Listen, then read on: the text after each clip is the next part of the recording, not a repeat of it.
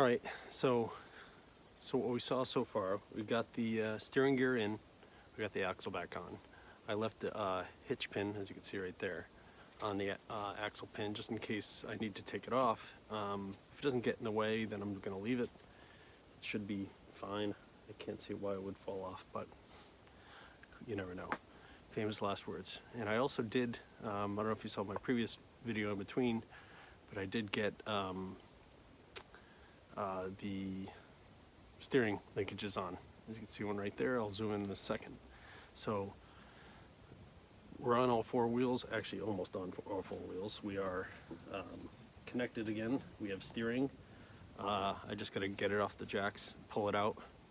So the final things are welding up the plate that the tank goes on and then putting it together, and we should be good. So let's take a quick look at the linkages and see how they look on the machine.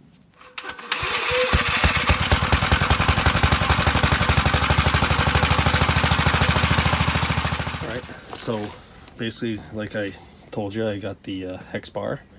I haven't cranked down this outer nut. I want to make sure, once I wheel it out, make sure that the wheels are, you know, straight, or if they need to be tweaked in a little bit, they can. I can't go any farther in, or technically I could, but I would have to take off that nut, and then there's a chance of it unspinning. But or maybe it wouldn't, because you're anchoring the two ends. So yeah, it probably wouldn't unspin. But either way, so it's in there. I screwed it in from the bottom. I put some anti-seize on these bolts going into the steering gear, because heaven forbid they get locked up again. I'll have to see how well these ball joints are going to withstand rust and stuff, so I'll probably just spray it, you know, once. This paint is probably still a little tacky, but as you can see, I got some scratches on it. I don't care though. But once it goes, I'll probably spray them down either with paint or WD-40, and probably just WD-40 just to keep them from rusting, but they should be good. They're all locked on. Just a matter of, I got to, you know, obviously I can't put too much force on the steering wheel just yet, because the dashboard is, you know, the hood isn't on, so the dashboard's pretty weak. So let me get this down on all four wheels, and we'll wheel it out.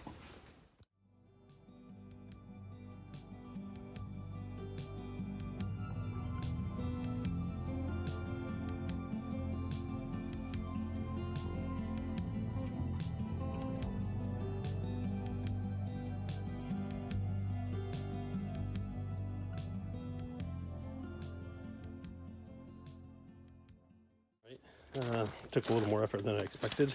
Basically, I forgot I disconnected like all the connecting rods for the shifters and stuff like that, so it was stuck in gear. And then I realized I had taken it apart. I still need to do a pin on the PTO right there, keep that in place, and I need to do a pin on the right rear brake.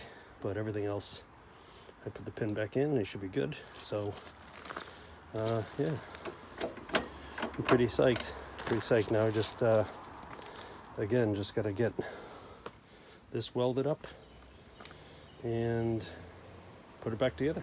So let's maybe start that. So here we go.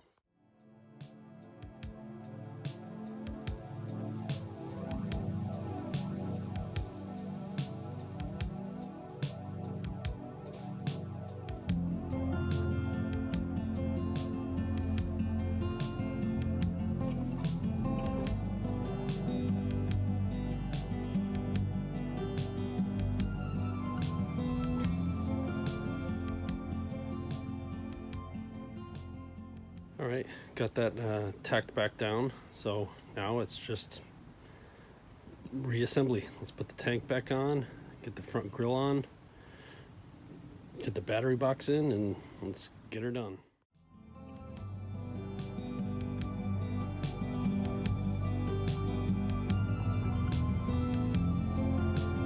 Just doing one last cleaning check, whatever, before I put it back together. This, obviously, these are really dirty, so I'm just gonna clean it up and then slap it back in, but it's pretty dirty.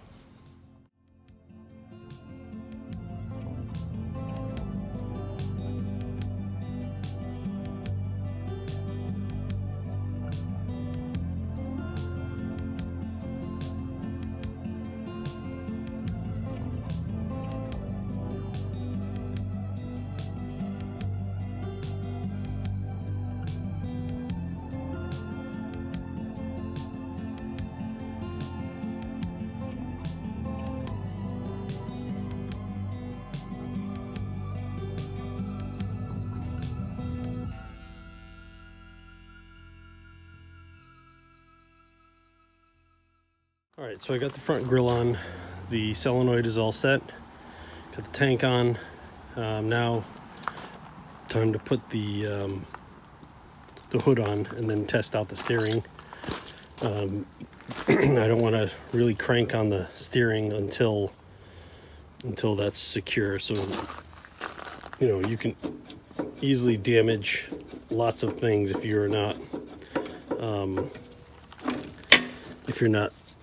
basically, if you don't have the hood on, basically, you can easily destroy your whole, you know, dashboard, screw up the steering, everything. So just gonna, you know, put the hood on and tighten it up, and then we'll, you know, turn some wheels.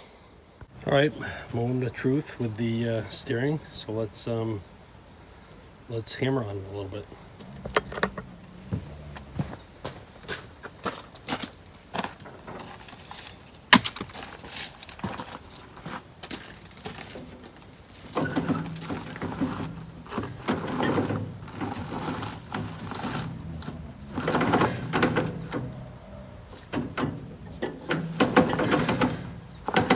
Something seems off.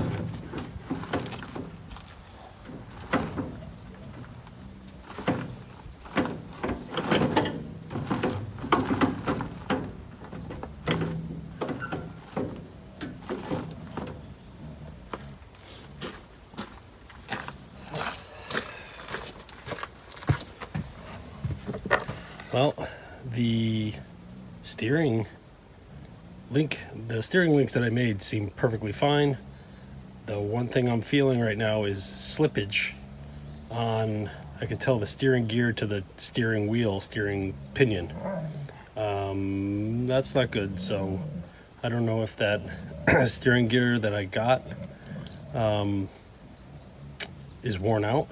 Let me go get under there and check the clearance on it. I noticed a little bit of slippage, but when I first put it in, but I figured that was just because the steering, the hood wasn't on and the dashboard was tipped back, but it's definitely popping a little bit, so I have to figure out how to get rid of some slack.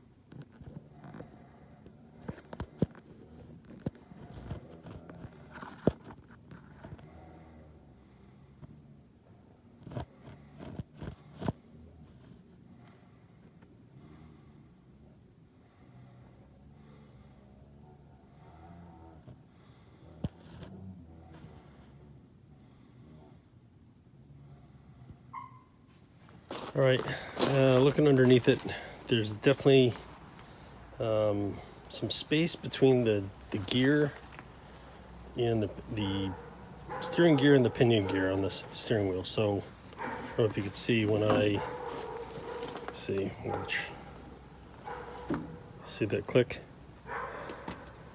See how the steering wheel's still going over, but this wheel's not going that much farther. So there's definitely a gap.